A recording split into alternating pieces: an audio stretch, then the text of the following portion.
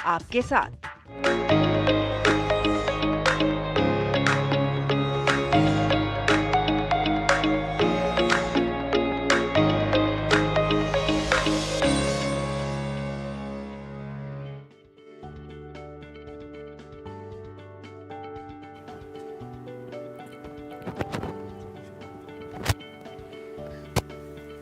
संस्कार व्यक्ति के जीवन का यथार्थ मूल्यांकन करवाते हैं। संस्कार ही जीवन की नींव है, जीने की संस्कृति है और यही व्यक्ति की गरिमा तथा मर्यादा है। असल में बड़ा वो नहीं होता जो पद या ओहदे में बड़ा हो, बल्कि बड़ा वो होता है जो बड़े स्थान पर होते हुए भी सामने वाले व्यक्ति को छोटा महसूस ना होने दे। नमस्कार, नया सवेरा में आप सभी का स्वागत है। आपके साथ मैं हूं संध्या शर्मा। नमस्कार, मैं हूं आपके साथ पराक्रम सिंह शेखावत और आपकी सुबह को खास बनाने के लिए हाजिर हैं हम। और संध्या, नया सवेरा में क्या कुछ जानकारी दर्शकों के लिए? बिल्कुल पराक्रम, आज हम अपने दर्शकों के लिए खास तौर पर हर वो खबर लेकर के आए हैं जो दर्शकों को जानना बहुत ही जरूरी है। यानी कि बात करेंगे एआई इंडिया समिट की। स्पोर्ट्स ट्रैक के जरिए आपको बताएंगे कि खेल की खबरों में क्या कुछ है खास। साथ ही मनी मंत्र में बताएंगे आपको वित्तीय प्रबंधन से जुड़ी अच्छी खबर और इसी के साथ और भी होगा बहुत कुछ। तो आइए नई सुबह के साथ शुरू करते हैं नया सवेरा और सबसे पहले नजर सुर्खियों पर।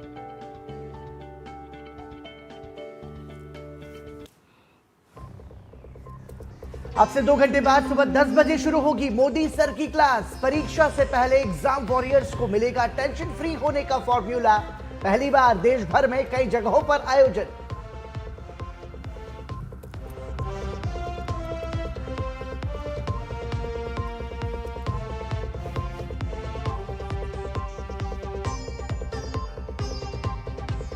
प्रधानमंत्री नरेंद्र मोदी ने राज्यसभा में रखी देश के विकास की तस्वीर। विपक्ष को भी दिखाया आईना। कहा, कांग्रेस में कूट कूट कर भरी है नफरत। टीएमसी सरकार पर भी बरसे पीएम।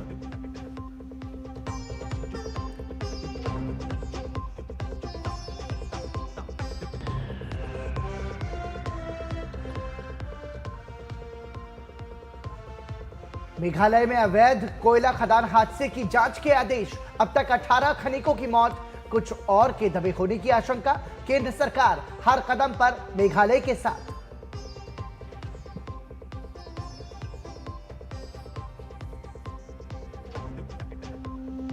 जम्मू कश्मीर दौरे पर गृह मंत्री अमित शाह। कठुआ जिले की अंतर्राष्ट्रीय सीमा पर घुसपैठ रोकने के लिए लगाए गए नए उपकरणों का करेंगे मुआयना।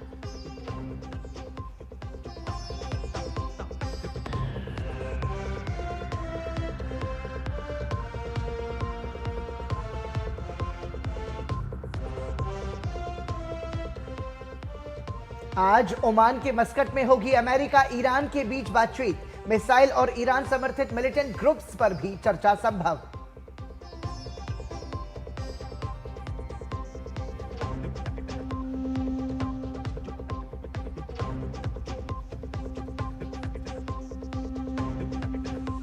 और दिल्ली कैपिटल्स को हराकर रॉयल चैलेंजर्स बेंगलुरु बनी WPL चैंपियन।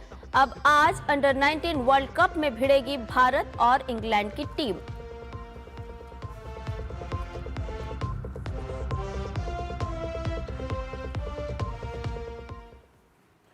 और आइए सुर्खियों के बाद सबसे पहले नजर डालते हैं आज की बड़ी और महत्वपूर्ण खबर पर। दरअसल आज नरेंद्र मोदी सर बच्चों की क्लास लेंगे। जी हां, सुबह 10 बजे परीक्षा पे चर्चा के जरिए एग्जाम वॉरियर्स को प्रधानमंत्री कुछ टिप्स देंगे। प्रधानमंत्री स्कूली छात्रों के साथ संवाद करने का मौका नहीं छोड़ते और परीक्षा पे चर्चा प्रधानमंत्री का सबसे पसंदीदा कार्यक्रम है।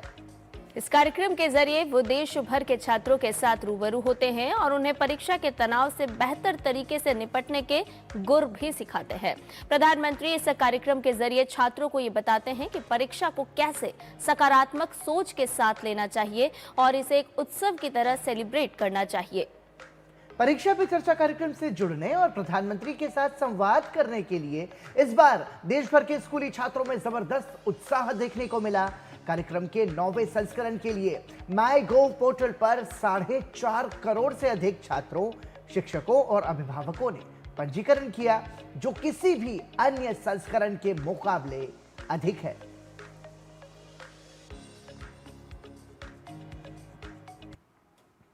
इस अभियान के दौरान 2 करोड़ से ज़्यादा लोगों ने इसमें हिस्सा लिया। तो 6.5 करोड़ बच्चे, शिक्षक और अभिभावक इससे जुड़े हुए हैं, क्योंकि सब लोग सुनना चाहते हैं कि माननीय प्रधानमंत्री जी का क्या अनुभव है। जब माननीय प्रधानमंत्री जी बच्चों के साथ मिल करके अपने अनुभवों को साझा करते हैं, उनकी बातों को भी सुनते हैं और समाधान देते हैं और समाधान ढूंढते हैं साथ में। और इस साल परीक्षा पे चर्चा की क्या खास बात है वो आपको बता दें। दरअसल प्रधानमंत्री ने इस बार दिल्ली के अलावा देवमोगरा, कोयम्बटूर, रायपुर और गुवाहाटी में भी एग्जाम वॉरियर्स के साथ संवाद किया है। इसमें प्रधानमंत्री ने तनाव मुक्त परीक्षाओं के महत्व पर बल दिया है और चुनौतियों से पार पाने, संतुलन बनाए रखने और आत्मविश्वास बढ़ाने के लिए व्यवहारिक सुझाव साझा किए हैं।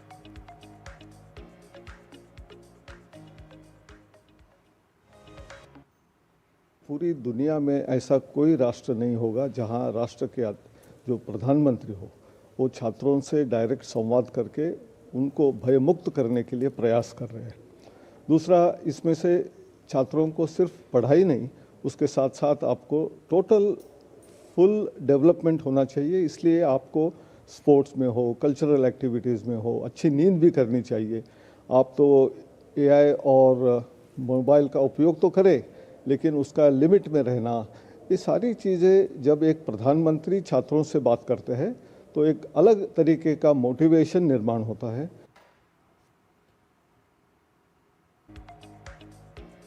तो अब से कुछ ही देर में प्रधानमंत्री नरेंद्र मोदी की परीक्षा पे चर्चा की शुरुआत होगी और इस पर ज्यादा जानकारी के लिए हमारे साथ जुड़ रहे हैं हमारे सहयोगी निशांत सौरभ। निशांत, अब से कुछ ही देर में प्रधानमंत्री की क्लास शुरू होगी। एक प्रधानमंत्री का परीक्षा से पहले बच्चों के साथ सकारात्मक संवाद अपने आप में बहुत कुछ संदेश देता है भारत की आने वाली भविष्य की पीढ़ी को।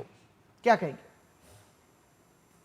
जी देखिए, बिल्कुल परीक्षा पे चर्चा एक ऐसा कार्यक्रम है जिसका बच्चों को पूरे साल भर इंतजार रहता है। प्रधानमंत्री का सबसे लोकप्रिय कार्यक्रम है और इस कार्यक्रम की शुरुआत 2018 में हुई थी जी। और जब कार्यक्रम शुरू किया गया था तो किसी को उम्मीद नहीं थी कि प्रधानमंत्री जैसा शीर्ष पद पर बैठा व्यक्ति परीक्षा जैसे विषय पर बच्चों के साथ संवाद करेगा, बच्चों के लिए इतना वक्त निकालेगा। क्योंकि आपको मालूम है कि प्रधानमंत्री के पास तमाम जरूरी काम होते हैं, राजनीति से लेकर अर्थनीति से लेकर कूटनीति और तमाम महत्वपूर्ण काम होते हैं। ऐसे में किसी को उम्मीद नहीं थी कि एक राष्ट्राध्यक्ष, एक प्रधानमंत्री बच्चों के साथ परीक्षा जैसे विषय पर संवाद करेगा। और लेकिन आप देखिए कि कितना पॉपुलर हुआ ये कार्यक्रम पिछले 9 साल के दौरान। 2018 में मैं आपको बताना चाहूंगा कि इस कार्यक्रम के लिए 22,000 रजिस्ट्रेशन हुए थे और इस साल आप देखिए 4.5 करोड़ से अधिक रजिस्ट्रेशन हुए हैं। पिछले साल की बात करें तो 3 करोड़ 56 लाख रजिस्ट्रेशन हुए थे। उससे पहले 2024 में 2 करोड़ 26 लाख हुए थे। तो हर साल दर साल आप देखिए कि कार्यक्रम की जो लोकप्रियता है वो बढ़ती ही जा रही है। और जिस तरह से बच्चों का पार्टिसिपेशन इसमें हो रहा है, पेरेंट्स का पार्टिसिपेशन हो रहा है, टीचर्स का पार्टिसिपेशन हो रहा है, तो ये कहना गलत नहीं होगा कि ये एक जन आंदोलन का रूप ले चुका है। और पिछले साल जो परीक्षा पे चर्चा एक बिल्कुल नए फॉर्मेट में जिसका आयोजन हुआ था, सुंदर नर्सरी में इसका आयोजन किया गया था। पहले के फॉर्मेट से हटकर, पहले जब आपको याद होगा शुरू के 7 संस्करण में टाउन हॉल फॉर्मेट में इसका आयोजन होता था, पिछले साल सुंदर नर्सरी में इसका आयोजन हुआ था। और इस कार्यक्रम से पिछले साल 245 देशों के छात्र परीक्षा पे चर्चा कार्यक्रम से जुड़े थे, उसमें शामिल हुए थे और इसको इस वजह से गिनीज वर्ल्ड रिकॉर्ड में भी इसका नाम दर्ज किया गया था। तो बेहद एक लोकप्रिय कार्यक्रम है जिसकी लोकप्रियता दिन पर दिन बढ़ती जा रही है और प्रधानमंत्री इस कार्यक्रम के जरिए बच्चों को परीक्षा के तनाव से कैसे निपटा जाए इसके बारे में जो टिप्स देते हैं वो बताते हैं।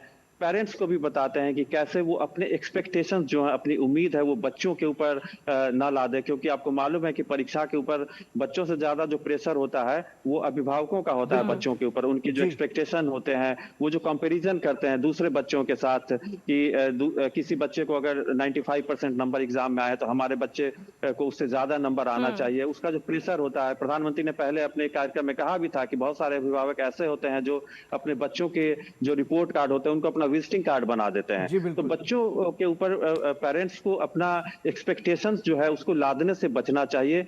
और जो बच्चों का स्ट्रेंथ है, क्योंकि हर बच्चे का अपना अपना किसी न किसी फील्ड में कोई मजबूत पक्ष होता है, कुछ स्ट्रेंथ होता है, जी। उस दिशा में बच्चों को काम करने देना चाहिए, ताकि वो जीवन में बिल्कुल सफलता निशांत, हासिल कर बहुत सकें। जरूरी है कि बच्चों की उस प्रतिभा को समझा जाए और निखारा जाए। और इसके साथ साथ जिस तरह से 9वां संस्करण है, आपने पिछले 8 साल की यात्रा बताई कि किस तरह से नयापन इसमें जुड़ता गया। अगर इस साल की अगर हम बात करें, 9वें संस्करण की हम बात करें, तो इस बार किस नए तरीके से प्रधानमंत्री आज टिप्स देते हुए बच्चों को नजर आने वाले हैं और उनमें आत्मविश्वास को और भी बढ़ाने वाले हैं? जी देखिए, प्रधानमंत्री हर साल उनकी कोशिश रहती है कि इस कार्यक्रम में कुछ नयापन लाया जाए, उसके फॉर्मेट में कुछ बदलाव लाया जाए और ज्यादा इंटरैक्टिव बनाया जाए, जी। रोचक बनाया जाए। और यही वजह है कि पिछले साल जो सुंदर नर्सरी के एकदम बिल्कुल नेचुरल, एक शांत सुरम्य प्राकृतिक वातावरण में इसका आयोजन हुआ था। और इस बार इसको बिल्कुल एक पैन इंडिया बनाया गया है। प्रधानमंत्री देश के हर कोने कोने के छात्रों के साथ इस बार उन्होंने संवाद किया, तो बिल्कुल ये रोचक है। चाहे वो देश का पूर्वी इलाका हो, पश्चिमी इलाका हो, उत्तरी या दक्षिणी इलाका हो। प्रधानमंत्री ने दक्षिण के कोयम्बटूर में, तमिलनाडु के कोयम्बटूर में बच्चों के साथ संवाद किया, जी। वहीं छत्तीसगढ़ के रायपुर में किया, पूर्वी भारत की बात करें तो गुवाहाटी में किया, और इस तरह से देश के गुजरात के देव मोगरा में भी उन्होंने बच्चों के साथ संवाद किया। तो देश के चारों हिस्सों के बच्चों को के साथ संवाद करने का, उनकी आवाज को एक कॉमन प्लेटफॉर्म देने का प्रधानमंत्री का प्रयास है। और इस बार हम देखेंगे कि देश के जो दिल्ली के अलावा देश के तमाम अलग अलग हिस्सों के में रहने वाले छात्र इससे जुड़ेंगे और अपनी अपनी बातों को प्रधानमंत्री के साथ रखेंगे, प्रधानमंत्री के सामने रखेंगे। तो निश्चित तौर पर ये एक बेहद रोचक संवाद कार्यक्रम हमें बच्चों का प्रधानमंत्री के साथ देखने को मिलेगा। और बच्चों को बेसब्री से इंतजार है प्रधानमंत्री के इस कार्यक्रम के जरिए उन्हें सुनने का, क्योंकि अब परीक्षाओं का वक्त करीब आ गया है। अगले 17 तारीख से बोर्ड की परीक्षाएं शुरू होने वाली है, सीबीएसई की 10वीं और 12वीं की परीक्षाएं शुरू होने वाली है।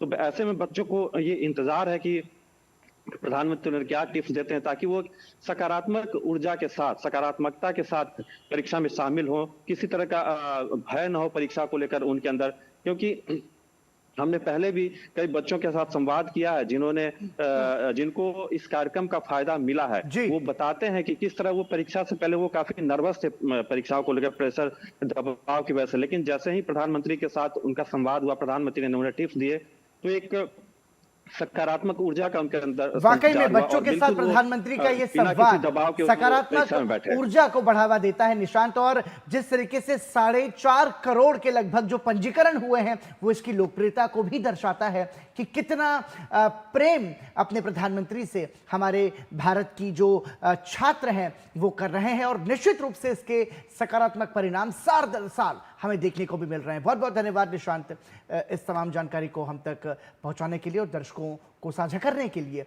और तो प्रधानमंत्री नरेंद्र मोदी की जो परीक्षा में चर्चा है अपने आप में वो महत्वपूर्ण है और बहुत सारे बच्चों को सद्या इसका लाभ मिलेगा। और जो बच्चे इसको टीवी के माध्यम से देखेंगे अब से कुछ ही देर बाद हमारे डीडी न्यूज पर, तो उनके लिए भी बहुत पॉजिटिव और मोटिवेशन वाला ये बिल्कुल पराक्रम, आत्मविश्वास से भरने वाला ये संस्करण होगा। क्योंकि देखिए सभी को इंतजार रहता है, एक समय में हम देख रहे हैं कि किस तरह से सिलेबस का बोझ बच्चों पर बढ़ रहा था और प्रधानमंत्री ने इसी को ध्यान में रखते हुए बच्चों से जब संवाद शुरू किया और बच्चों के जब हम इस संस्करण के बाद में उनके बाइट्स भी सुनते हैं, देखते हैं, उनके अनुभव सुनते हैं, तो वाकई में इतनी ऊर्जा से भरे हुए होते हैं, इतने आत्मविश्वास से भरे हुए होते हैं और वो निश्चित रूप से दूसरों को भी प्रेरणा देता है। और इसी के साथ फिलहाल हम यहाँ पर रुकेंगे एक छोटे से ब्रेक के लिए। आप देखते रहिए डीडी न्यूज।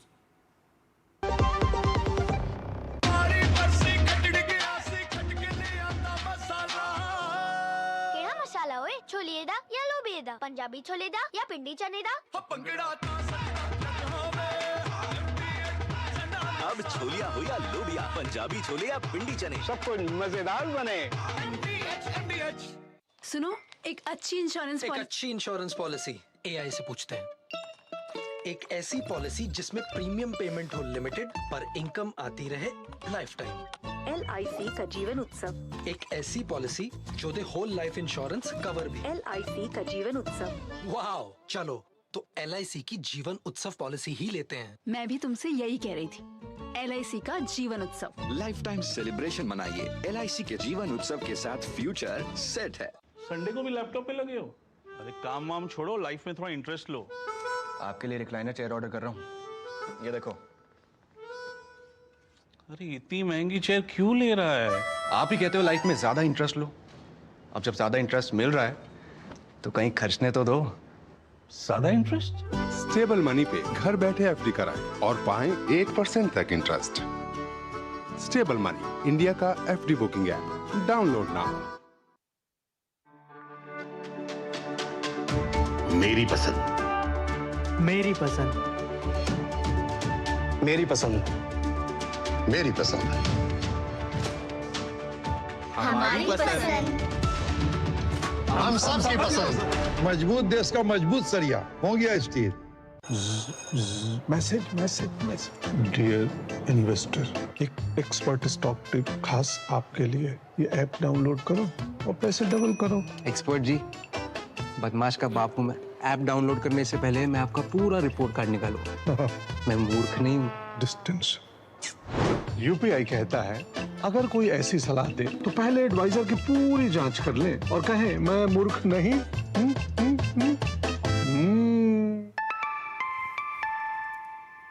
जाइए, आप भी किसी का टेस्ट लीजिए।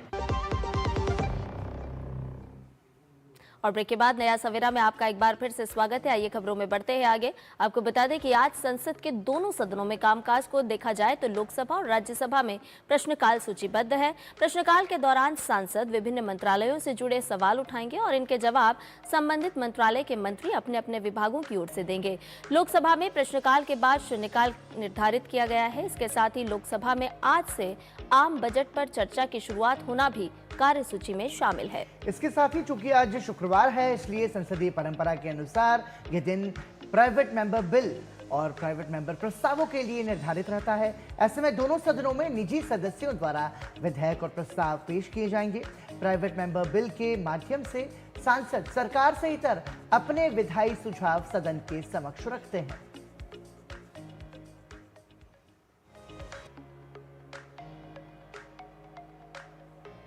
और इसके साथ ही अब बात करते हैं कल राज्यसभा में प्रधानमंत्री नरेंद्र मोदी के भाषण से जुड़ी हुई। जी हां, राष्ट्रपति के अभिभाषण पर धन्यवाद प्रस्ताव पर चर्चा का जवाब देते हुए कल प्रधानमंत्री ने न सिर्फ देश के विकास की तस्वीर पेश की बल्कि विपक्ष को भी आईना दिखाया।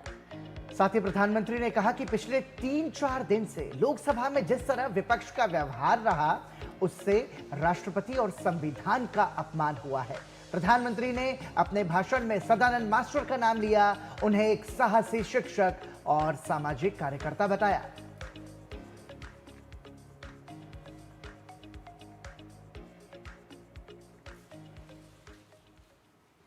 लोकसभा में भी राष्ट्रपति जी के अभिभाषण पर चर्चा नहीं हो पाई। ये राष्ट्रपति पद, उसका घोर अपमान किया है। उनको संविधान शब्द मुंह में बोलने की अधिकार नहीं रहता है। जो लोग गरीबी से निकली हुई एक महिला, आदिवासी परिवार से आई हुई एक महिला,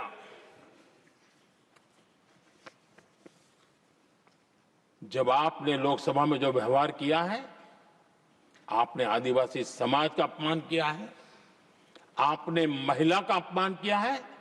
भारत के सर्वोच्च पद पर विराजमान, संविधान ने जिनको सर्वोच्च पद दिया है, आपने उनका अपमान किया है। आपने संविधान का अपमान किया है। और जिसका परिवार देश के लिए शहादत देने वाला परिवार के वो सदस्य है, उन्हें अपने राजनीतिक विचारों में परिवर्तन किया, इसलिए गद्दार हो गए। और एक गद्दार शब्द छोटा नहीं है। मेरे देशवासी को कोई गद्दार कहे, ये कैसे देश सहन करेगा? और वो भी एक सिख है इसलिए गद्दार कहना बहुत दुर्भाग्य की बात है। और ऐसे लोग कांग्रेस को नहीं डुबाएंगे तो क्या करेंगे? घुसपैठ, दुनिया का समृद्ध से समृद्ध देश भी अपने यहां गैर कानूनी नागरिकों को बाहर निकाल रहा है। हमारे देश में घुसपैठियों को बचाने के लिए अदालतों को तब तक प्रेशर पैदा किया जा रहा है। मेरे देश का नौजवान कैसे ऐसे लोगों को माफ करेगा जो घुसपैठियों की वकालत करने के लिए ताकत लगा रहे हैं? और घुसपैठिए मेरे देश के नौजवानों के हक छीन रहे हैं, उनकी रोजी रोटी छीन रहे हैं, आदिवासियों की जमीन छीन रहे हैं, बेटे बेटियों के जिंदगी पर खतरे पैदा हो रहे हैं। लेकिन उनके लिए महिलाओं पर अत्याचार होते रहे। सत्ता नीति के सिवा कुछ करना नहीं, और वो यहां पर हमें उपदेश दे रहे हैं।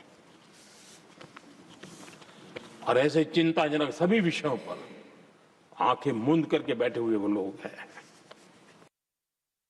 जब उनका पहला भाषण हो रहा था सदन में, और उन्होंने जब अपने बेंच पर आपसे इजाजत लेकर के अपने कटे हुए पैर के लिए वो जो नीम का उपयोग करते हैं, आर्टिफिशियल नीम का, उन्होंने जब रखा, वो दृश्य देश के लिए पीड़ादायक था कि इस देश में ऐसा ही बंधारण की बातें करने वाले इंडिया अलायंस के लोग, और ये इंडिया अलायंस पूरा जिम्मेवार है इसके लिए, वैचारिक असहमति के कारण एक नौजवान के, और वो भी एक टीचर, शिक्षक के प्रति गर्व से, आदर से देखा जाता है, उसके पैर काट दे, लेकिन उनको कोई खेद नहीं है। तो राष्ट्रपति के अभिभाषण पर धन्यवाद प्रस्ताव के तहत चर्चा का जवाब राज्यसभा में प्रधानमंत्री नरेंद्र मोदी ने दिया, और विपक्ष पर प्रधानमंत्री जो है वो जमकर बरसे, और उन्होंने वास्तविकता को बयां किया सदन की, कि सदन के भीतर और सदन के बाहर विपक्ष का, खासतौर से कांग्रेस पार्टी का किस तरीके का रवैया रहा। और ज्यादा जानकारी के लिए इस पर हमारे साथ जुड़ रहे हैं हमारे सहयोगी अमरेंद्र गुप्ता। अमरेंद्र, प्रधानमंत्री नरेंद्र मोदी के राज्यसभा में जो चर्चा का जवाब उन्होंने दिया राष्ट्रपति के अभिभाषण पर, उसमें कई सारी बातें उन्होंने कही, कई सारे महत्वपूर्ण और संवेदनशील मुद्दे भी प्रधानमंत्री ने उठाए, लेकिन एक तरीके से राष्ट्रपति द्रौपदी मुर्मू का अपमान जिस तरीके से विपक्ष ने किया जब राष्ट्रपति अभिभाषण दे रही थी, और उसके बाद जब उसकी चर्चा भी हो रही थी, क्योंकि लोकसभा में चर्चा पूरी नहीं हो पाई, ये प्रधानमंत्री ने कहा कि ये राष्ट्रपति का अपमान है। निश्चित तौर पर पराक्रम, अगर इस पूरी घटना को देखें तो ये कहीं ना कहीं महामहिम राष्ट्रपति के प्रति विपक्ष को कितना सम्मान है, इसकी एक झलक प्रस्तुत करता है। देखिए, महामहिम जब राष्ट्रपति ज्वाइंट सेशन को प्रस्तुत करती है तो सरकार के रोडमैप को रखती है, वर्तमान स्कीम को रखती है, और ये बताती है कि हमारी सरकार भविष्य में किस तरह के एजेंडों पर काम करेगी। और विपक्ष का काम होता है उस अभिभाषण पर चर्चा के दौरान अपनी बातों को रखना और सरकार को सुझाव भी देना, जिसमें आपने देखा कि जब भारतीय जनता पार्टी की तरफ से, सरकार की तरफ से जब ये चर्चा को प्रारंभ की गई, और तो उसके बाद विपक्ष को पहली बार जब मौका मिला तो नेता प्रतिपक्ष राहुल गांधी चर्चा में जब बोलने शुरू हुए तो उन्होंने ऐसी चीजों और ऐसी संसदीय परंपराओं का पालन करने का प्रयास किया जो कि संसदीय परंपराओं का कभी हिस्सा रहा ही नहीं है, जबकि वो काफी सीनियर मेंबर ऑफ पार्लियामेंट रहे और इस समय तो नेता प्रतिपक्ष है। कांग्रेस जो है और खासकर नेता प्रतिपक्ष, उनको ये पता ही नहीं है कि कौन सी चीजों को संसद में रखना है, कौन सी चीजों को संसद के में नहीं रखना। उसके बाद उन किताबों का जिक्र किया जो प्रकाशित नहीं है, उसके बाद वो पूरी घटनाक्रम आपने देखी कि किस तरह से कल तक लोकसभा में हंगामा चलता रहा, 8 सदस्यों को पहले से बर्खास्त कर दिया गया, और जिसकी प्रधानमंत्री जिक्र कर रहे थे, जिस घटना की, जो केंद्रीय मंत्री रवनीत सिंह बिट्टू की घटना की, जिनके दादाजी पंजाब के सीएम थे और आतंकवादियों को वहां से हटाने में उन्होंने शहादत दी, ऐसे परिवार से आने वाले रवनीत सिंह बिट्टू को देश का गद्दार कहना। और इसके बाद आपने देखा कि किस तरह से प्रधानमंत्री की चेयर का घेराव करना कुछ महिला सांसदों के द्वारा, ये तो बहुत ही चिंता वाला विषय है, जिसको कल लोकसभा स्पीकर ने भी कोट किया। इसके अलावा आप देखिए कि किस तरह से लगातार सेक्रेटरी जनरल की बेंचों पर चढ़ के लोग, जो विपक्ष के नेता, विपक्ष के सांसद है, उन्होंने हंगामा किया और पेपर फाड़े। तो ये लोकतांत्रिक परंपराओं के खिलाफ है, और कहीं ना कहीं देखिए इसमें जो है विपक्ष और खासकर कांग्रेस जिम्मेदार है। अब मैं आपको घटना का कोट करता हूँ पराक्रम। 2004 की घटना है, यूपीए सरकार में मनमोहन सिंह की सरकार थी, विपक्ष में भारतीय जनता पार्टी की सरकार थी और भारतीय जनता पार्टी में इस समय का माहौल थोड़ा सा अलग था। उस समय सुषमा स्वराज नेता विपक्ष हुआ करती थी।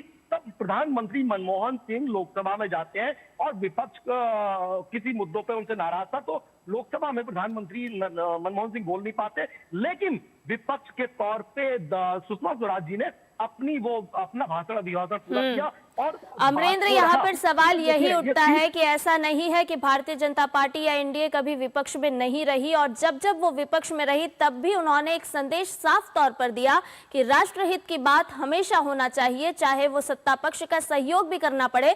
तो हमेशा हमने देखा है कि विपक्ष ने साथ दिया है जब एनडीए विपक्ष में रही, लेकिन इस बार जो कुछ इस बार संसदीय परंपरा के तहत हम देख पा रहे हैं वो परंपरा के तहत तो नहीं है, क्योंकि विपक्ष जिस तरह से आचरण अपना रहा है। और कल प्रधानमंत्री नरेंद्र मोदी ने भी बहुत साफ तरीके से जब राज्यसभा में वो अपना वक्तव्य दे रहे थे तो उन्होंने कहा कि किस तरह से गद्दार कहा गया, ये शब्द छोटा नहीं है। और उन्होंने ये भी कहा कि सी सदानंदन जी के साथ किस तरह से आचरण अपनाया गया विपक्ष के माध्यम से।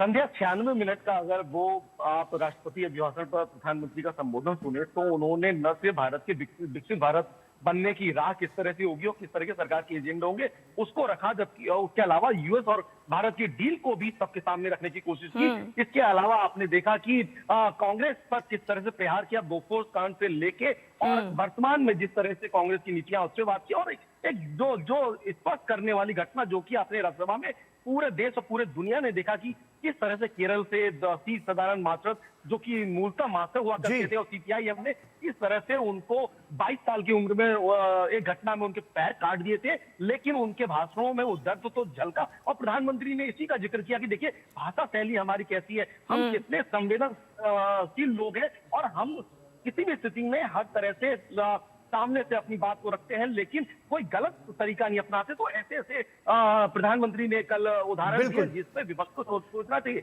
और एक और बात देखिए कि प्रधानमंत्री अगर बोल रहे थे तो विपक्ष हंगामा कर रहा था, लेकिन कल विपक्ष ने राज्यसभा से वॉकआउट किया और वॉकआउट करने के बाद एक तरफ लोकसभा में बिना प्रधानमंत्री के संबोधन के, बिना नेता प्रतिपक्ष के संबोधन के, और अमरेंद्र ये वॉकआउट करना कहीं ना कहीं साफ तौर पर दर्शा रहा है कि विपक्ष भारत देश की विकास यात्रा को सुनना नहीं चाहता है। विपक्ष सुनना नहीं चाहता है कि प्रधानमंत्री नरेंद्र मोदी क्या कुछ कह रहे हैं अपने वक्तव्य के माध्यम से, जो साफ तौर पर दर्शा रहा है कि 140 करोड़ जनता का विश्वास जो प्रधानमंत्री ने जीता उसको लेकर के विपक्ष कहीं ना कहीं अब बौखलाता हुआ नजर आ रहा है। बहुत बहुत शुक्रिया अमरेंद्र तमाम जानकारी हमसे साझा करने के लिए। बिल्कुल, तो राज्यसभा में प्रधानमंत्री ने अपने जवाब में एक तरीके से 2047 के विकसित भारत का रोड मैप भी प्रस्तुत किया और राष्ट्रपति के प्रति आभार भी व्यक्त किया। और इसी के साथ बढ़ते अगली खबर की ओर। आपको बता दें कि मेघालय के ईस्ट जयंतिया हिल्स जिले में एक अवैध कोयला खदान हादसे में 18 खनिकों की मौत हो चुकी है। मरने वालों का आंकड़ा बढ़ सकता है क्योंकि खदान के अंदर और भी लोगों के फंसे होने की आशंका है। अंधेरा होने के कारण बचाव अभियान रोक दिया गया था और फिर से शुरू किया जाएगा। इस घटना पर मुख्यमंत्री कोनराड संगमा ने गहरा दुख व्यक्त किया है और मृतकों के परिजनों को 3-3 लाख रुपए का मुआवजा देने की घोषणा भी की है और इसके साथ ही हादसे की विस्तृत जांच के भी आदेश दे दिए हैं। उन्होंने कहा है कि जवाबदेही तय की जाएगी और जो लोग जिम्मेदार हैं उनके खिलाफ कड़ी कानूनी कार्रवाई भी की जाएगी। जान की सुरक्षा के मामले में कोई समझौता नहीं होगा। माइंसंगट थंग्सको इलाके में अवैध कोयला खदान में डायनामाइट विस्फोट हुआ था और इसकी वजह से ये मौतें हुई हैं।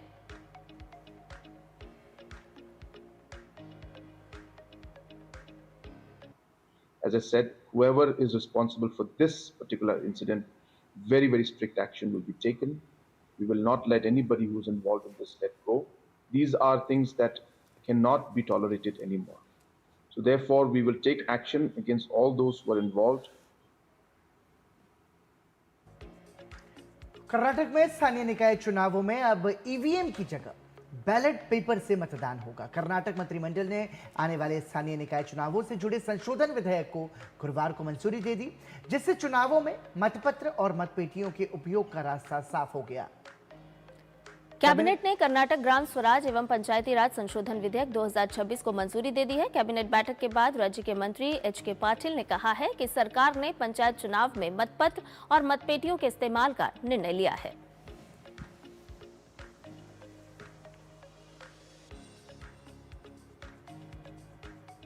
और आइए अब बात करेंगे एक दिन एक उत्सव की।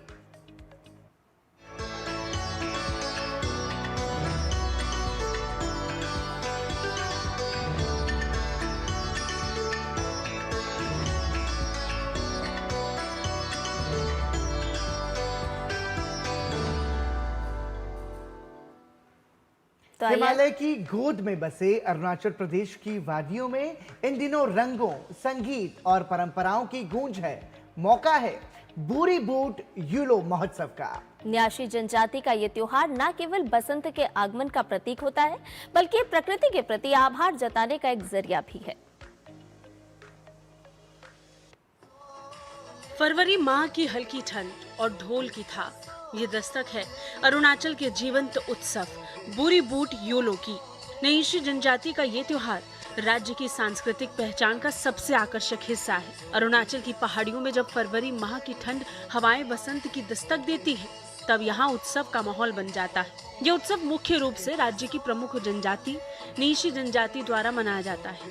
ये उत्सव आस्था, परंपरा और विश्वास के साथ अरुणाचल की मिट्टी की महक खुद में समेटे हुए है। फसल पकने की खुशी में मनाया जाने वाला ये उत्सव है, जिसमें लोग ईश्वर के प्रति अपना आभार व्यक्त करते हैं। ऐसा माना जाता है कि ये त्योहार उन्हें समस्त सुख और हर प्रकार के रोग से मुक्ति प्रदान करती है। जहां हर कोई अपनी पुरानी कड़वाहट भुलाकर एक बेहतर इंसान बनने का संकल्प लेता है। इस उत्सव का मुख्य आकर्षण पुरुषों और महिलाओं द्वारा पारंपरिक पोशाक में प्रस्तुत किए जाने वाले पारंपरिक नृत्य और गीत हैं। ये नृत्य न केवल मनोरंजन करते हैं, बल्कि अपने पूर्वजों से जुड़े किस्सों, कहानियों को भी बयां करते हैं। बुरी बूट योलो उत्सव यहाँ के लोगों के बीच पहचान, गौरव और एकता की भावना को बढ़ावा देता है। साथ ही देश के विभिन्न हिस्सों और विदेशों से भी आगंतुकों को आकर्षित करता है। बुरी बूट योलो उत्सव हमें ये याद दिलाता है कि हम चाहे कितने भी आधुनिक हो जाएं, अपनी जड़ों और प्रकृति का सम्मान करना ही हमें वास्तव में समृद्ध बनाता है। Bureau report, DD news. और यही भारत की खासियत है, यहाँ हर दिन उत्सव होता है। हम प्रकृति को भी याद करते हैं और रंग बिरंगे उत्सव में समाहित होते हैं, भाग लेते हैं। नया सवेरा में खबरें और भी हैं, लेकिन फिलहाल एक छोटे से ब्रेक के लिए रुकने, जल्द हाजिर होंगे। सब तो आ गए, रो क्यों रही है? सब तो आ गए, लेकिन स्वाद नहीं आया। अब आया असली स्वाद। हाँ, अब आया स्वाद। जब स्वाद के बड़े हों लाले, तो MDH का चंकी चाट मसाला डालें। MDH का चंकी चाट मसाला। MDH। ओ हरी भैया, अरे वाह, खेतों में कौन सी फसल लगाए हो? 12 महीने कमा कर दे ऐसी फसल। क्या? मैंने नया व्यवसाय शुरू किया है। उसके लिए पैसे? इसमें किसी निवेश की जरूरत ही नहीं। अच्छा मुखिया जी। अरे मुखिया जी, नमस्ते। अरे हरी, कब आ रहे हो? आप बस चलिए, मैं पहुंचता हूं। अब मैं LIC एजेंट हूं। LIC एजेंट बनो, अब बड़ा सोचो। हमारी वेबसाइट पर जाएं या अपनी नजदीकी LIC शाखा से संपर्क करें।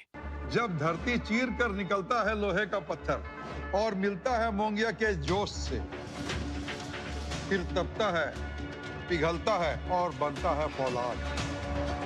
अब होता है सरिया सारी खूबियों के साथ। मोंगिया स्टील, मजबूत देश का मजबूत सरिया। विभाग अनेक, कंप्लेंट बॉक्स 1। किसी भी सरकारी दफ्तर, विभाग या बैंक से जुड़ी शिकायत के लिए pgportal.gov.in पर जाएं, रजिस्टर करें, संबंधित विभाग चुनें, शिकायत दर्ज करें और ट्रैकिंग ID नोट करें। SMS या ईमेल पर एक्नॉलेजमेंट पाएं और शिकायत का जवाब सीधे मंत्रालय से प्राप्त करें। अब तक 1 करोड़ 12 लाख से अधिक भारतीयों ने भरोसा जताया। CP ग्राम्स, आपकी हर शिकायत का हल। अभी शिकायत दर्ज करें pgportal.gov.in। संडे को भी लैपटॉप पे लगे हो? अरे काम वाम छोड़ो, लाइफ में थोड़ा इंटरेस्ट लो। आपके लिए रिक्लाइनर चेयर ऑर्डर कर रहा हूँ, ये देखो। अरे इतनी महंगी चेयर क्यों ले रहा है? आप ही कहते हो लाइफ में ज्यादा इंटरेस्ट लो। अब जब ज्यादा इंटरेस्ट मिल रहा है तो कहीं खर्चने तो दो। ज्यादा इंटरेस्ट? स्टेबल मनी पे घर बैठे FD कराएं और पाएं 1% तक इंटरेस्ट। स्टेबल मनी, इंडिया का FD booking app, download now. Work from home, high salary, बस एक क्लिक में। अरे वाह! फंसी। अनजान लिंक्स पर क्लिक मत कीजिए। RBI कहता है जानकार बनिए, सतर्क रहिए। ब्रेक के बाद एक बार फिर आपका स्वागत। आप देख रहे हैं नया सवेरा और चलिए अब आगे। बिल्कुल पराक्रम, आगे बढ़ते हैं और दुनिया भर की कुछ खास खबरों से अपने दर्शकों को रूबरू कराते हैं। अमेरिका और ईरान आज ओमान की राजधानी मस्कट में परमाणु वार्ता करेंगे। ये बैठक मौजूदा तनाव के बीच एक महत्वपूर्ण कूटनीतिक पहल है। इस वार्ता में ईरान के विदेश मंत्री अब्बास अरागची शामिल होंगे। अमेरिकी प्रतिनिधिमंडल में पश्चिम एशिया के दूत स्टीव विटकॉफ शामिल होंगे। जून 2025 में 12 दिन के इजराइल ईरान संघर्ष के बाद तनाव बढ़ गया और इसके बाद अमेरिकी सेना ने ईरान की प्रमुख परमाणु ठिकानों पर बमबारी की थी।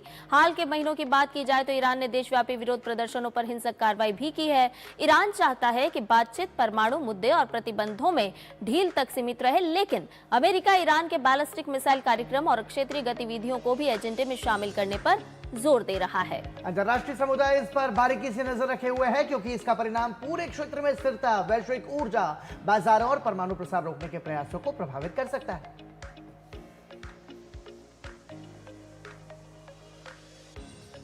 और आइए अब हमारे खास सेगमेंट का रुख करते हैं मनी मंत्रा का, जहां हम आज आपको बता रहे हैं म्यूचुअल फंड के बारे में। म्यूचुअल फंड एक ऐसा निवेश माध्यम है जिसमें कई निवेशकों से पैसा इकट्ठा करके एक प्रोफेशनल फंड मैनेजर द्वारा शेयर, बॉन्ड या अन्य सरकारी प्रतिभूतियों में लगाया जाता है। इसका मकसद लंबी अवधि में बेहतर रिटर्न पाना है। सबसे अच्छी बात है कि म्यूचुअल फंड में निवेश के लिए बहुत अधिक राशि की जरूरत नहीं होती। SIP के जरिए 100 रुपए से 500 रुपए तक की कीमत लागत में निवेश की शुरुआत आप कर सकते हैं। आपको बता दें कि म्यूचुअल फंड आपके लिए फायदेमंद साबित हो सकता है, लेकिन समझदारी के साथ आपको इसमें निवेश करना होगा। SIP के जरिए कम लागत में आप निवेश कर सकते हैं। 100 रुपए से लेकर 500 रुपए से आप शुरुआत कर सकते हैं और जैसे जैसे आप अनुभव लेते जाएं उसके बाद इस राशि को आप बढ़ा भी सकते हैं।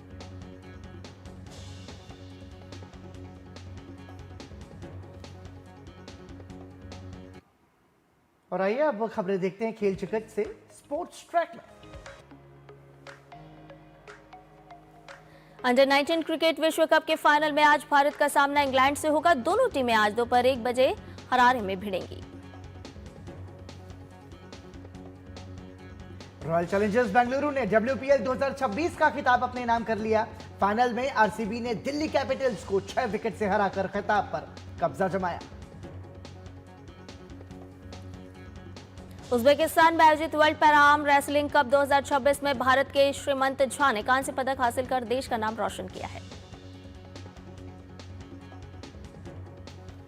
हॉकी इंडिया ने राउरकेला के बिरसा मुंडा अंतर्राष्ट्रीय हॉकी स्टेडियम में 10 से 15 फरवरी तक होने वाले FIH प्रो लीग के पहले चरण के लिए 24 सदस्यीय भारतीय पुरुष टीम की घोषणा की। इस चरण में भारत के अलावा बेल्जियम और अर्जेंटीना की टीमें भाग लेंगी।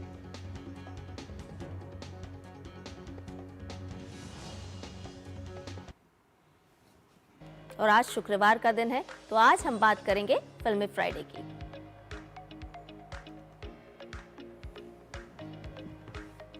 इस हफ्ते थिएटर और OTT में कंटेंट का धमाका देखने को मिलेगा। इस शुक्रवार विभिन्न भाषाओं में फिल्में रिलीज हो रही हैं।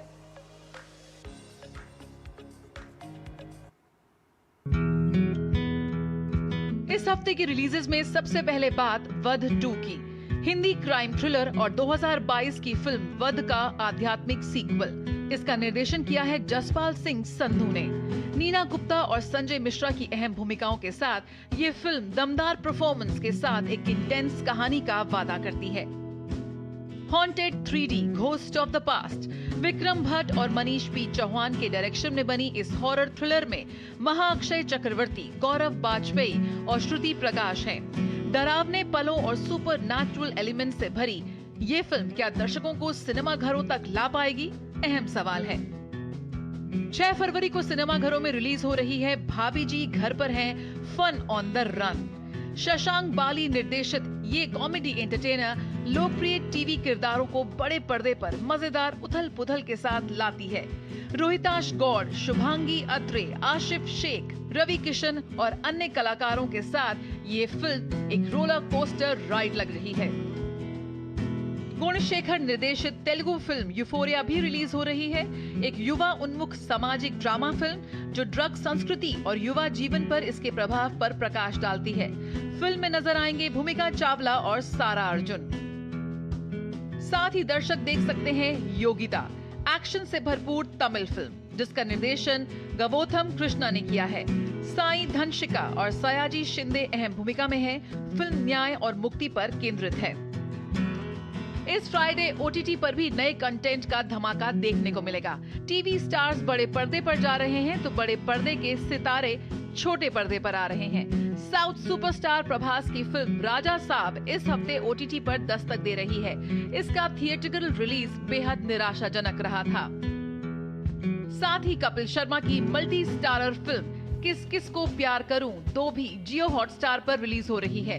फिल्म थिएटर्स में कब आई और कब गई पता नहीं चला। देखते हैं ये दोनों फिल्में ओटीटी पर कितने दर्शक जुटा पाती हैं। और एआई इम्पैक्ट समिट इस महीने भारत की मेजबानी में होने जा रहा है। क्या कुछ खास होने वाला है इस दौरान, आइए जानते हैं अवतार एआई के सीईओ श्रीवंत अलूरू से।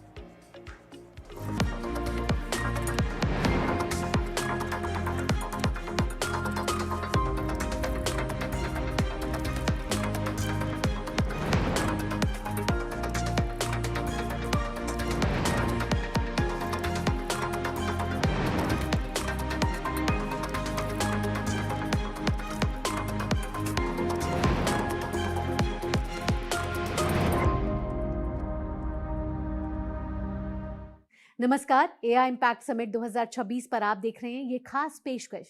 मैं हूं आपके साथ भावना नायर। आर्टिफिशियल इंटेलिजेंस यानी एआई आज सिर्फ तकनीक की बात नहीं है, बल्कि ये हमारे जीवन, रोजगार, शिक्षा, स्वास्थ्य और शासन को नए सिरे से परिभाषित कर रही है। ऐसे समय में Bharat India AI impact summit 2026 की मेजबानी की तैयारी कर रहा है, जो ग्लोबल साउथ में आयोजित होने वाला पहला वैश्विक एआई शिखर सम्मेलन है। इस समिट का उद्देश्य साफ है, एआई को सुरक्षित, विश्वसनीय और समावेशी बनाना, ताकि इसके लाभ समाज के हर वर्ग तक पहुंच सके। इन्हीं मुद्दों पर चर्चा करने के लिए आज हमारे साथ हैं श्रीवंत अलूरू, सीईओ अवतार एआई। बहुत बहुत स्वागत है अलूरू जी। सबसे पहला सवाल यही कि एआई इम्पैक्ट समिट की मेजबानी भारत करने जा रहा है और ग्लोबल साउथ में पहली बार भारत इस तरीके से लीड कर रहा है। क्या मानते हैं आप, भारत का एआई सफर में ये किस तरीके का टर्निंग पॉइंट हो सकता है?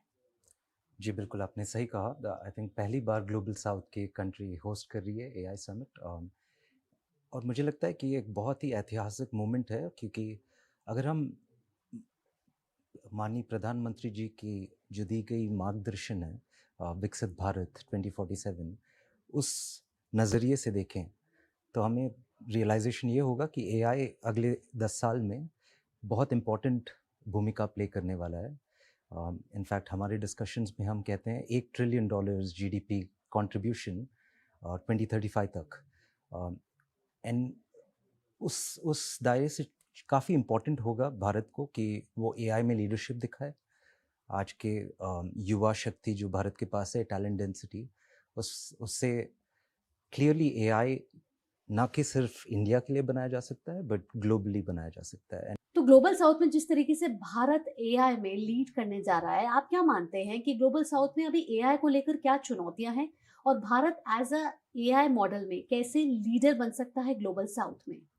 जी, चुनौतियां तो बहुत सारी हैं। कंप्यूट एक चुनौती है, डेटा एक चुनौती है, और फिर इंटेलिजेंस एक चुनौती है। आप अगर इंडिया एआई मिशन देखें तो उसमें मॉडल्स उस इंटेलिजेंस को टैकल कर रहा है।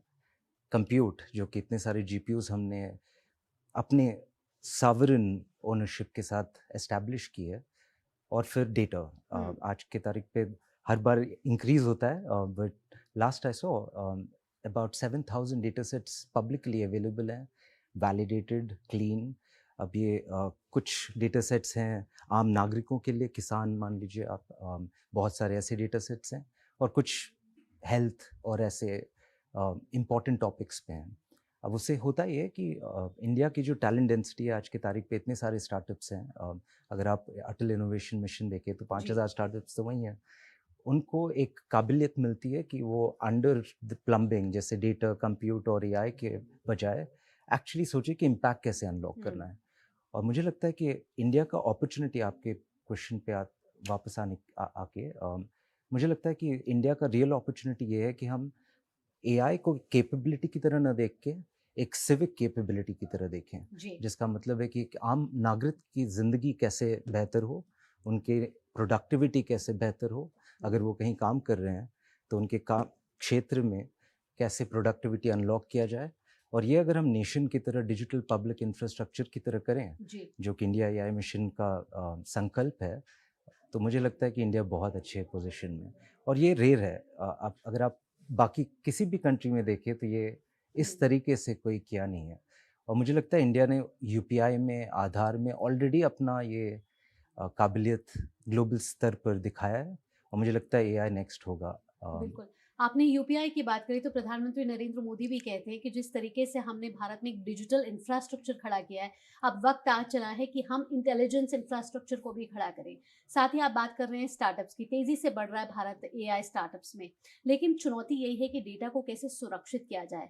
एज एवटार एआई के सीईओ जो स्टेट से सेंट्रल वर्कफ्लोज और सेंट्रल इंटेलिजेंस में काम करता है, आप क्या मानते हैं इन सभी अगर मुद्दों को लिया जाए तो भारत का अभी क्या रोल बनता है, क्या दायित्व बनता है कि वो एज अ लीडर और एज अ एआई मिशन को आगे बढ़ा सके? जी, I think real opportunity Bharat के पास ये है कि हमारे पास एक पॉपुलेशन है जो कि लार्जेस्ट है वर्ल्ड में, और उस पॉपुलेशन में मैथ्स और साइंस के फाउंडेशंस काफ़ी स्ट्रॉन्ग हैं। तो हमारे पास ऐसी टैलेंट भी है इन हाउस, इंटरनली, जो कि एआई को न समझ सके बल्कि एक्चुअली उसको आगे ले जा पाएँ। अब उस प्लेटफॉर्म पे मुझे लगता है कि भारत का रियल अपॉर्चुनिटी ये होगा कि हम एक्चुअली रियल यूजेबल इंटेलिजेंस, इसका मतलब है कि किसी को अगर एआई के कोडिंग ना पता हो या डेटा का प्रॉब्लम ना पता हो, बट फिर भी अगर वो अपनी ज़िंदगी में, अपने कार्य क्षेत्र में, अगर वो एआई को एक मल्टीप्लायर इफेक्ट बना पाएँ कि आज मैं एक दिन में इतना काम कर पाता हूँ, अगर मैं कल एआई का फ़ायदा उठाते हुए 10 गुना कर पाऊँ, तो वो जीडीपी जो है मल्टीप्लायर बहुत स्ट्रॉन्ग होगा। दूसरा, डेटा, आपने बहुत अच्छा क्वेश्चन पूछा। शुरुआत में परफेक्शन एआई में शायद होगा नहीं, हमें शुरुआत करनी पड़ेगी, लेकिन हर यूसेज से, ये जो आप सेंट्रल इंटेलिजेंस की बात कर रहे थे, एआई आज ह्यूमन से सीख सकता है। और शुरुआत हो सकती है कि 80% एक्यूरेसी, जिसका मतलब है कि आज मैं अगर वन टाइम्स प्रोडक्टिविटी कर रहा हूँ तो मैं 5 गुना कर पाऊंगा विद 80% एक्यूरेसी, या 5 में से 4 कार्य एआई कर लेगी और एक में मुझे करना पड़ेगा। अगर वैसा कोई शुरुआत करें, जो कि परफेक्ट नहीं है, बट हर एक यूसेज के साथ डेटा एक्यूमुलेट होगा, और एज ए नेशन अगर ये डिजिटल पब्लिक इंफ्रास्ट्रक्चर पे हो तो डेटा अपना होगा, हमारा कंट्रीब्यूशन होगा उस डेटा को दुनिया के एवरेज लेवल से आगे ले जाने का, और वो डेटा इंटेलिजेंस में कन्वर्ट करने के लिए रेडी होगा। एंड मुझे लगता है वैसे ही जीत होगी। आपने सही कहा, data first, intelligence thereafter, and last I would say trust. आपने एक बहुत इंपॉर्टेंट पॉइंट उठाया भावना जी। एआई में ट्रस्ट बहुत इंपॉर्टेंट है, क्योंकि एआई गलतियां कर सकता है।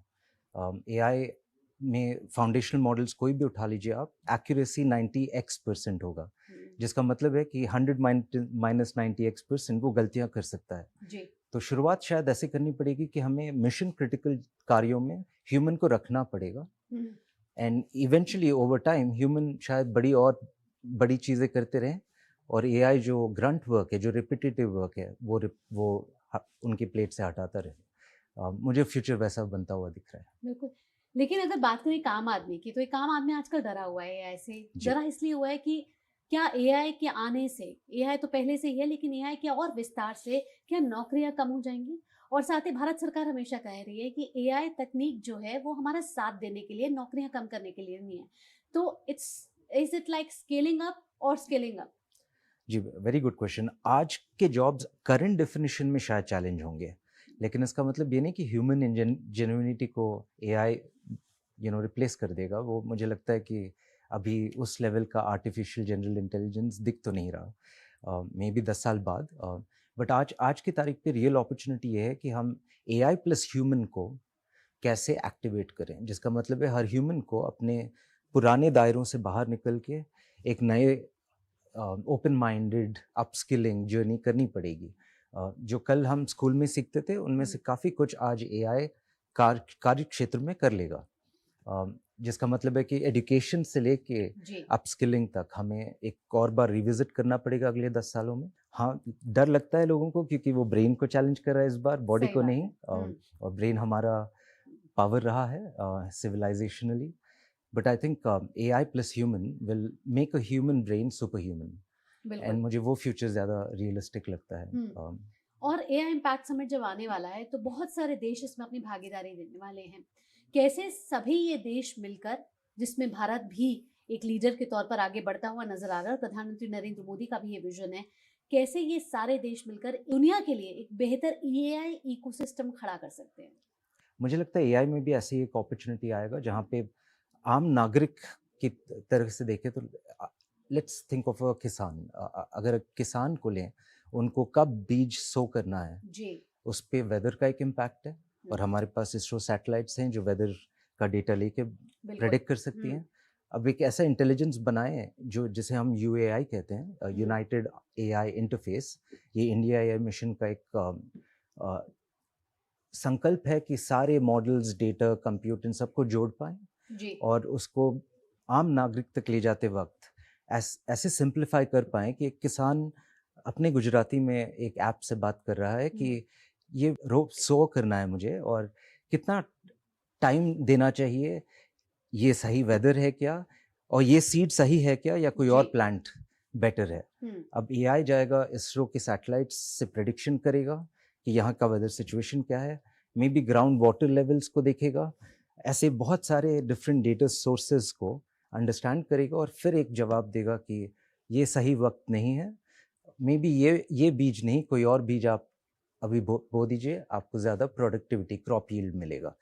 अब उस लेवल पे सिंप्लिफिकेशन चाहिए और उस लेवल पे इम्पैक्ट को टच कराना है कि वो एडवाइस तक सीमित न रहे, बट एडवाइस एक्चुअली बीज डालने का एक्शन में कन्वर्ट हो और उस एक्शन से क्रॉप यील्ड के इम्प्रूवमेंट में कन्वर्ट। सर, आज एआई का उपयोग हम सिर्फ चैटबॉट्स या ओपन एआई के तौर पर कर रहे हैं, लेकिन हमें इससे अब आगे बढ़ना होगा, क्योंकि भारत सरकार ये मानती है कि आप गवर्नेंस में से इस्तेमाल करना चाहिए और बहुत सारी चीजों में एआई अब हर क्षेत्र में एंटर कर रहा है। कैसे इसे और एक्सपैंड करने की जरूरत है? जी, आई थिंक पहला गोल ये होगा, एक मिशन होगा कि सब कुछ ओपन हो, by India for India, right. वो प्रिंसिपल इंडिया AI समिट में दिखेगा आपको। सारे फाउंडेशनल मॉडल्स ओपन हैं, सारे एप्लीकेशन लेयर ओपन है, और इवन बिफोर दैट जैसे माननीय मंत्री अश्विनी वैष्णव जी कहते हैं 5 स्टैक्स हैं AI के, और उन हर एक स्टैक में इंडिया गवर्नमेंट ने वो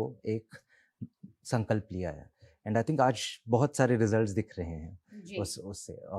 सो I actually think that is the means to democratise, उसके बिना डेमोक्रेटाइज होगा नहीं।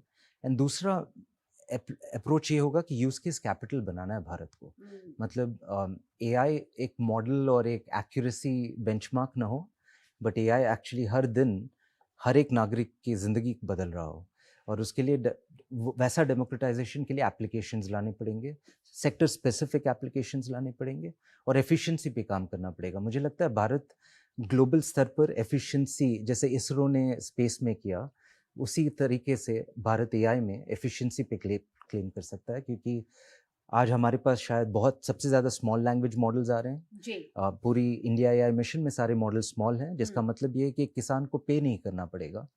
आज आपने बोला चैटबॉट्स, लेकिन उस चैटबॉट्स के लिए OpenAI में $200 पर मंथ तक का एक सब्सक्रिप्शन होता है प्रो अकाउंट के लिए। अब वो एक आम नागरिक इंडिया में एफर्ड नहीं कर पाएगा, तो हमें उस एफिशिएंसी को इस स्तर पर लाना पड़ेगा कि एक आम किसान भी अपने कार्य में उसको यूज कर पाए। तो मेरा आखिरी सवाल अब आपसे ये है कि अगले 5 से 10 सालों में आप भारत को AI इकोसिस्टम में कैसे आगे बढ़ते हुए देख रहे हैं? क्योंकि अब आप किसानों की बात भी कर रहे हैं और इंडस्ट्रियलिस्ट की बात भी कर रहे हैं, तो दोनों किसान और इंडस्ट्रियलिस्ट काम करें और AI सिर्फ यूज करने के लिए ना रह जाए, हमारी इकोनॉमी को भी आगे बढ़ाने के लिए काम करे। जी भावना जी, बहुत सही कहा आपने। विकसित भारत 2047 हम सब का कॉमन शेयर्ड पर्पस है। यहाँ पे अगर उस तरफ पहुँचना है तो जैसे आपने कहा, एक तो सिटीजन्स, नागरिक, प्रोडक्टिविटी की बात आ जाती है। एक आता है एसएमईज और एंटरप्राइजेस की इंडिया में, उनको कैसे हम ग्लोबली कॉम्पिटिटिव बनाएं और कैसे एआई प्रोडक्टिविटी और एफिशिएंसी से उनको 10x प्रोडक्टिविटी पे ले जाएं। और तीसरा होगा गवर्नेंस। मुझे लगता है ये 3 डिफरेंट डिमेंशंस हैं, तीनों में एआई उतना ही महत्वपूर्ण है और उतना ही इम्पोर्टेंस के साथ हमें डेमोक्रेटाइज करना पड़ेगा। तो इस विशेष बातचीत में हिस्सा लेने के लिए आपका बहुत बहुत धन्यवाद। Thank you Bhavna ji, thank you. आज की बातचीत से ये साफ है कि एआई सिर्फ तकनीकी प्रगति का विषय नहीं है, बल्कि भरोसे, जिम्मेदारी और समावेशन का सवाल भी है। India AI impact summit 2026 Bharat के लिए एक ऐसा मंच है जहां वह दुनिया को ये दिखा सकता है कि तकनीक कैसे मानव केंद्रित, सुरक्षित और विश्वसनीय हो सकती है। नमस्कार।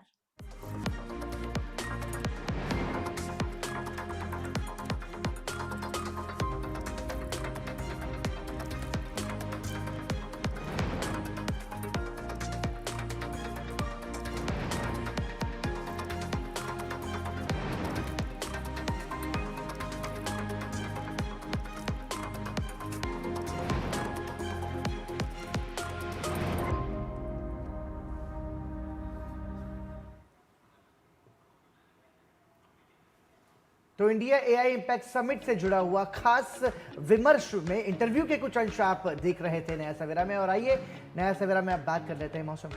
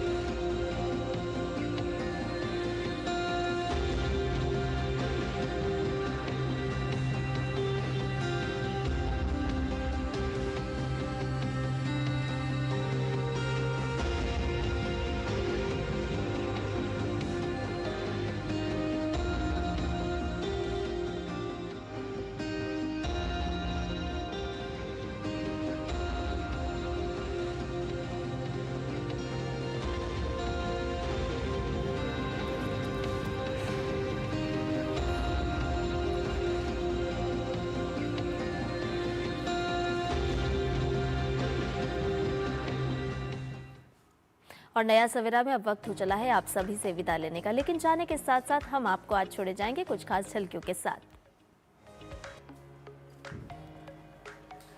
और जाते जाते आपको दिखाते हैं रूस में लोकप्रिय और सर्दियों में वहां के लोगों की पसंदीदा एक्टिविटी आइस फ्लोटिंग के शानदार दृश्य। और इसी के साथ हमें दीजिए अनुमति। नमस्कार।